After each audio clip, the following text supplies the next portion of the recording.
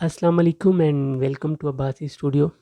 तो चलिए शुरू करते हैं आज की कहानी और होप सो ये आपको पसंद आएगी और आप इससे कुछ सीख सकेंगे और मैं कुछ सिखा सकूँगा आपको। अच्छा जी, एक दफ़ा मैं अपने एक दोस्त के साथ एक होटल में खाना खाने गया हुआ था।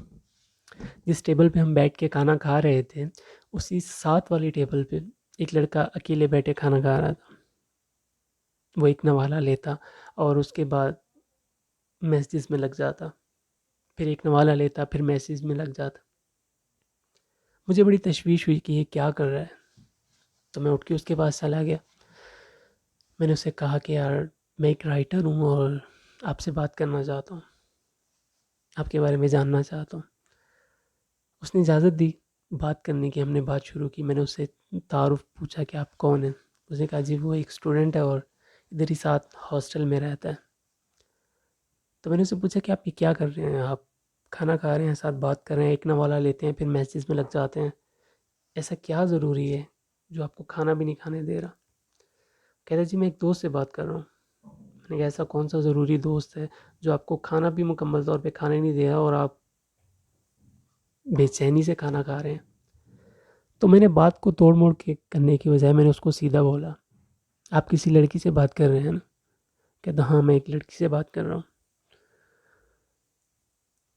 तो मैंने पूछा कि लड़की दोस्त है कोई आपकी? कहता है लड़की नहीं, मेरी काफ़ी सारी लड़कियां दोस्त हैं। तो मैंने कहा आप ये क्यों करते हैं? कहते जी ये टाइम पास है, हॉस्टल में अकेला होता हूँ और टाइम भी अच्छा गुजर जाता है और एक इंटरटेनमेंट है। मैंने कहा जी आपको ये गलत नहीं लगता? कहते इसमें गलत क्या है? मैंने पूछा कि आप कितनी लड़कियों से बात करते हैं? कहते मैं कोई 7-8 लड़कियों से बात करता हूँ। तो मैंने पूछा कि आप जिन लड़कियों से बात करते हैं वो उनसे सिर्फ बात है या आप उनसे मिलते भी हैं? कुछ देर खामोश रहा वो और कहने लगा कि नहीं, मैं सिर्फ फ़ोन पे बात करता हूँ और बहुत कम लड़कियां हैं ज़िंदगी में जिनसे मैं मिला हूँ। तो मैंने कहा ऐसा क्यों? कहते हैं लड़कियां क्योंकि आपको पता है कि तब तक नहीं मिलती जब तक उनको मुकम्मल भरोसा ना हो जाए, और मैं इतने अरसे से इनको भरोसा दिलाने की कोशिश कर रहा हूँ और कुछ ही लड़कियां हैं जो इस काबिल हो चुकी हैं कि जो मुझ में मुकम्मल भरोसा कर सकें और हम मिल सकें। मैंने पूछा कि आपको ये सब करना गलत नहीं लगता? कहते नहीं, इसमें गलत क्या है? मैंने कहा आप इतनी लड़कियों से बात करते हैं, इतनी लड़कियों को लव यू कहते हैं, किसिंग वाली इमेजेस भेजते हैं, उनके जज्बात से खेलते हैं, उनको धोखा दे रहे हैं। कहते हैं मैंने तो कुछ गलत नहीं किया, ना मेरा कुछ गलत करने का इरादा है, ना मैं किसी को धोखा दे रहा हूँ। और ये धोखा थोड़ी है, इतनी लड़कियों से बात करना धोखा थोड़ी है। मैंने उससे पूछा कि यार आप इतनी लड़कियों से बात करते हैं तो एक दूसरे को धोखा ही दे रहे हैं ना आप लोग, किसी एक के साथ तो आप सीरियस नहीं। उसने कहा लड़कियों से बात करना कोई धोखा थोड़ी है, और जिन लड़कियों से मैं बात करता हूँ वो कौन सा सिर्फ मुझसे बात कर रही हैं? हो सकता है उनके मेरे जैसे कितने जान हो, मेरे जैसे कितने लड़कों से ही उनकी दोस्तियाँ, कितने लड़कों से चाहे वो मिलती हूँ। और मेरा तजर्बा ये कहता है कि अगर किसी लड़की को मुख्तलिफ लड़कों से तारीफ़ सुनने की आदत हो जाए तो फिर वो किसी एक के साथ खुश नहीं रह सकती।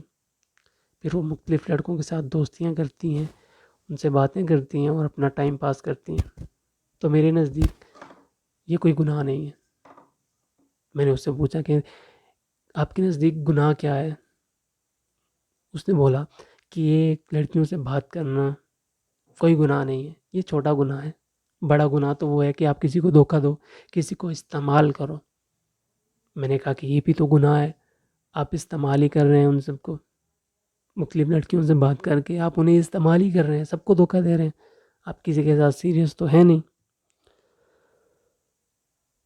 उसने कहा ये कोई गुनाह नहीं है, जैसे मैं कर रहा हूँ ऐसे ही वो लड़कियां भी करती होंगी, और मुझे इस पे कोई पशेमानी नहीं है, ना मैं शर्मिंदा हूँ, क्योंकि मैं ये टाइम पास के लिए करता हूँ। मुझे उस शख्स की सोच पे बहुत हैरानी हुई। मुझे समझ नहीं आया कि मैं इसे क्या कहूँ और कैसे कहूँ। फिर मेरे जहन में एक तरकीब आई। मैंने उससे पूछा कि मैं आपसे कुछ सवाल करना चाहता हूँ, मुझे इजाज़त है? और मैं इन सवालों का जवाब भी नहीं चाहता, मैं सिर्फ़ सवाल करना चाहता हूँ। मैं चाहता हूँ कि इनका जवाब आप अपने आप को खुद दें, और जब आपको जवाब मिल जाए, तो कभी आप फिर मुझसे राब्ता कीजिएगा कि आपको जवाब मिल गया। फ़िल वक़्त आप मेरे सवाल सुन लें, ताकि आप उन सवालों पे गौर कर सकें। वो कहने लगा कि आपको मैंने पहले ही इजाज़त दी है, आप कुछ भी चाहें पूछ सकते हैं, मुझे बुरा नहीं लगेगा। मैंने उससे पूछा कि मान लो कि कल को तुम्हारी किसी ऐसी लड़की से दोस्ती होती है या मंगनी होती है, जो तुमसे बहुत वफ़ादार हो, जो तुम्हारा बहुत ख़्याल रखती हो, जो तुमसे सच्ची मोहब्बत करती हो, और जिसको तुम्हारी कदर हो, लेकिन तुम क्या करोगे? तुम्हें उसकी मोहब्बत का, उसकी कदर का कैसे यकीन आएगा? क्योंकि बकौल तुम्हारे लड़कियां तो किसी एक की होकर रह नहीं सकती। जिन लड़कियों को आदत हो जाए मुख्तलिफ लड़कों से बात करने की, वो तो किसी एक की होकर रह ही नहीं सकती। क्योंकि तुम्हारा तजर्बा तो यही कहता है ना कि लड़कियां मुख्तलिफ लड़कों से दोस्तियां करती हैं और उनसे बातें करती हैं, उनसे मिलती हैं, तो तुम्हें कैसे यकीन आएगा कि तुम्हारी मंगेतर या जिससे तुम्हें प्यार है वो पाक दामन है, या साफ़ सुथरी है, या किसी से बात नहीं करती है? तुम्हें तो कभी यकीन नहीं आएगा, क्योंकि तुम्हारा तजर्बा तुम्हें ये बताता है ना। मैंने कहा छोड़ो, इसको भी छोड़ो। चलो मान लो कल को तुम्हारी शादी हो जाती है, तुम्हें एक बड़ी अच्छी, बड़ी नेक, पाक दामन बीवी मिलती है, जो बहुत ही सुलझी हुई है, जो बहुत अच्छे घर की है, जो बहुत खूबसूरत है, जो बहुत खूबसीरत है, जिसमें दुनिया की सारी क्वालिटीज़ हैं, और उससे बढ़ के वो तुमसे बेपनाह मोहब्बत भी करती है। लेकिन तुम्हारा तजर्बा तो यही कहता है ना कि तुम किसी पे यकीन ना करो, कि कोई लड़की एक की होके रह ही नहीं सकती। उसके जब आदत हो जाती है मुख्तलिफ लड़कों से बात करने की, दोस्तियाँ करने की, तो फिर किसी एक की होके रह ही नहीं सकती। क्योंकि ये मैं तो नहीं कह रहा, ये तो तुम कह रहे हो, और तुम्हें कौन कह रहा है? तुम्हारा तजर्बा कह रहा है। वो खामोश हो गया। मेरी बात का उसके पास कोई जवाब नहीं था। फिर मैंने उससे बस इतना ही कहा कि यार, अगर तुम्हें टाइम पास ही करना है, किसी और जगह कर लो, कोई गेम खेल लो, कोई किताब पढ़ लो, लेकिन तुम किसी के जज्बों के साथ खेल के, किसी के एहसासात के साथ खेल के, किसी के साथ बुरा नहीं कर रहे। सबसे ज़्यादा तुम अपने साथ बुरा कर रहे हो। क्योंकि तुम्हें मैं बता दूं कि जो जज्बे हैं, जो एहसासात हैं, जो मोहब्बत है, जो नफ़रत है, ये बहुत कीमती जज्बे हैं। इनको ज़ाया नहीं किया जा सकता। अगर मान लें कि आप इनको किसी गलत जगह पे ज़ाया कर दें, तो जब आपको इनको इस्तेमाल करने का वक्त आएगा, तो आपके पास ये होंगे ही नहीं। अरे मोहब्बत तो दूर की बात है, अगर आप अपनी नफ़रत भी किसी गलत शख्स पे ज़ाया कर देते हैं, तो उसका भी आपको बहुत नुकसान होता है। तो कल को जब आप किसी एक हसीन रिश्ते में जुड़ेंगे, किसी से अपनी ज़िंदगी बांटेंगे, किसी का हो जाएंगे, या कोई आपका हो जाएगा, तो आपको कैसे यकीन आएगा कि वो शख्स सिर्फ आपका ही है? क्योंकि आपका तजर्बा तो यही कहता होगा ना कि इंसान हमेशा धोखा देता है। लेकिन बजाय इसके कि अपने जज्बे ज़ाया करने के, अगर आपने अपने जज्बे सलामत रखे हुए, अपनी मोहब्बत की, अपनी नफ़रत की, अपने एहसासों की कदर की हुई, तो आपकी ज़िंदगी बेहतरीन हो जाएगी। क्योंकि ये जज्बे, ये एहसास, ये मोहब्बत, ये नफ़रत, ये सब ज़ाया करने की नहीं, इन्वेस्ट करने की चीज़ें हैं। और इन्वेस्ट वहाँ हो जहाँ इनकी कदर हो।